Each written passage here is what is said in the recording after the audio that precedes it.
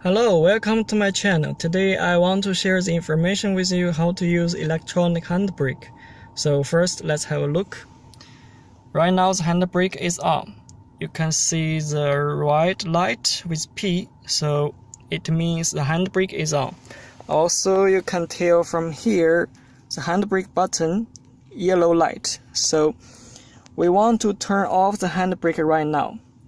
First, right foot step on the brake pedal and then just push the button like this.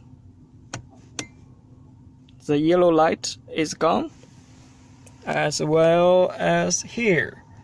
The right light with P is off, so the handbrake is off. Right now we want to turn on the handbrake. What should I do? Hold your right foot on the brake pedal, hold it, and then lift the button just like this.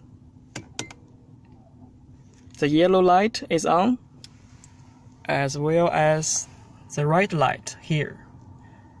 So that's it. That's how to use electronic handbrake.